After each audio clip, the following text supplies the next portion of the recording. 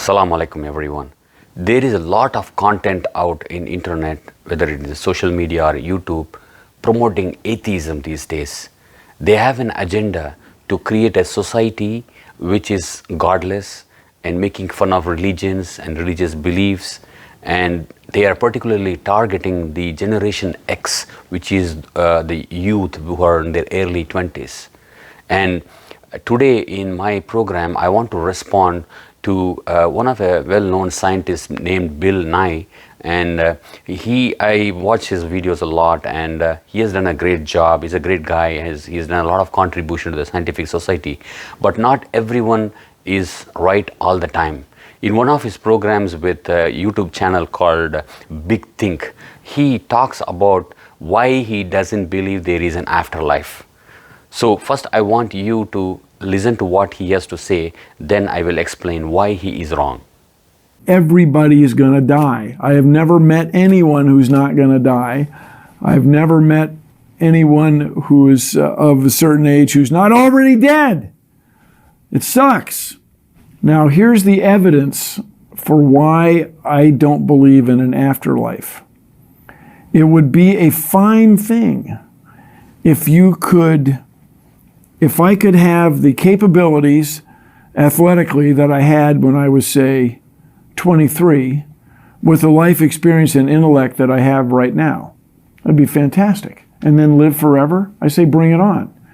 But my beloved grandmother, who was brilliant, didn't have that happen. She faded away, losing her faculties as she went.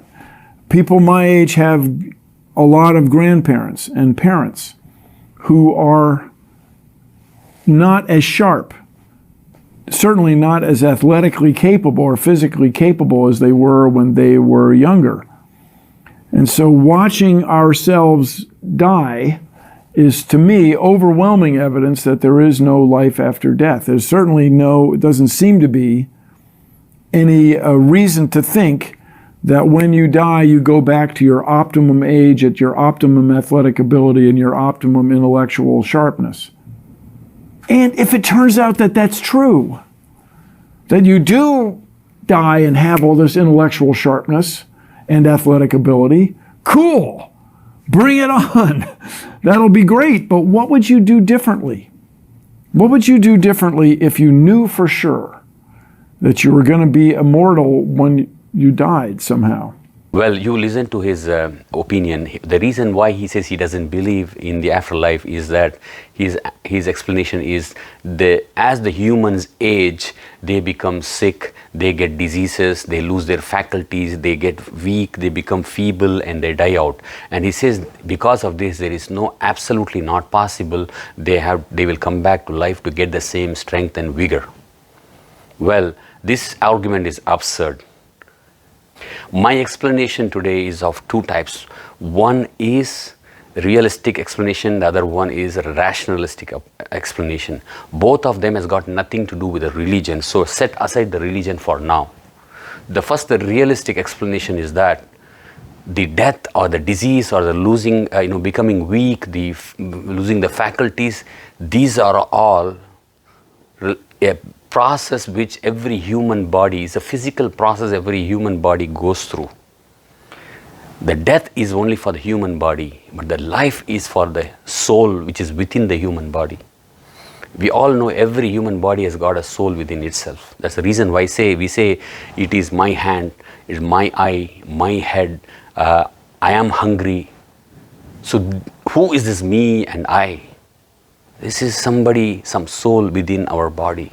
Sometimes we separate the human body and the soul. We say, I think, my thought is, I love you. So who is this which is not physical? The thought, who is thinking?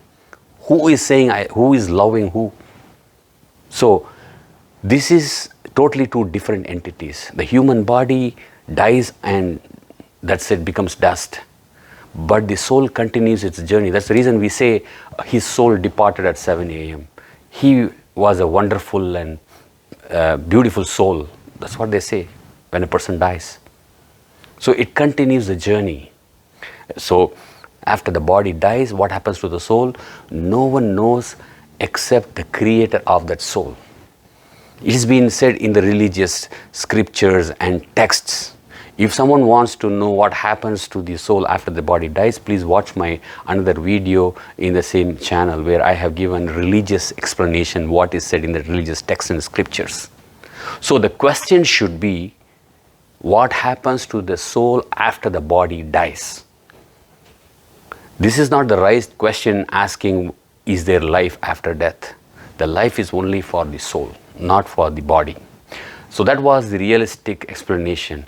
Now the rationalistic explanation is that when you drive in a road with 60 kilometers limit, when you drive at 100 kilometers, obviously the cop is going to give you a ticket of $70 or $80 because they want to punish you for your offense.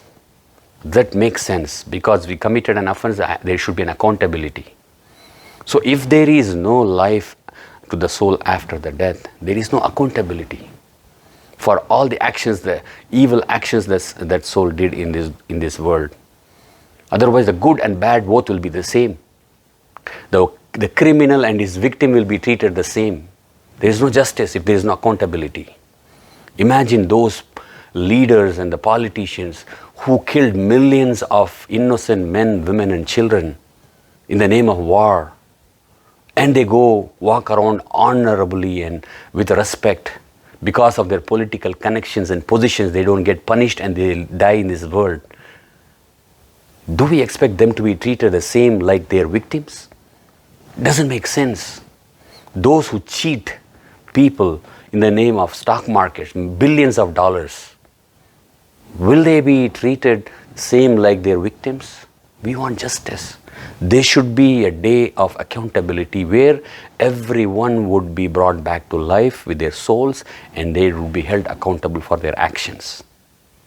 So it is rational to think there should be a day where the souls will be brought back to life to be held accountable. Thanks for watching and subscribe for my channel.